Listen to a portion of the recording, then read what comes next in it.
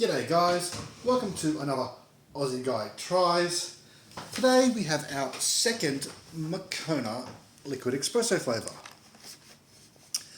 This one is a medium roast and is just straight coffee. It's labelled as a liquid espresso.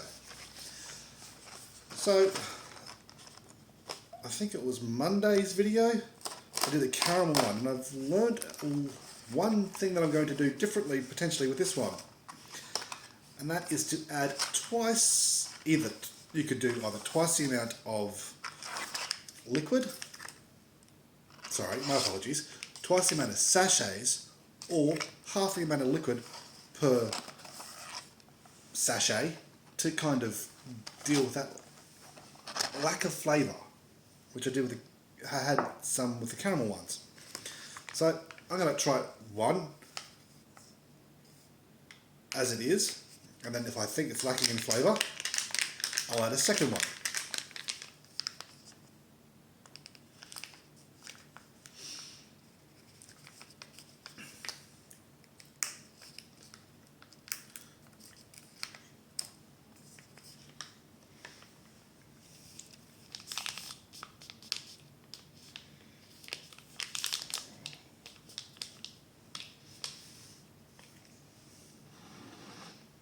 The 150 mils of boiled water just out of the kettle.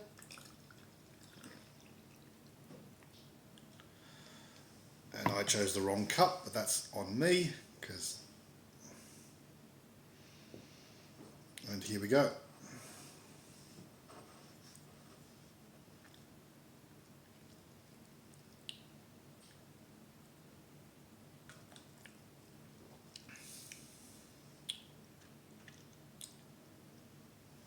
Yeah, so the first one is kind of like your standard weak instant coffee.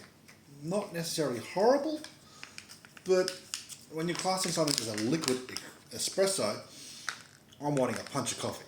So now I'm going to try adding a second one to it. And I'm drinking this straight black because I'm definitely not going to have much room in there for milk. I've got about 2 mil at best to the top of my current mug, so that was my fault. But anyway, let's try it with 2 sachets in there.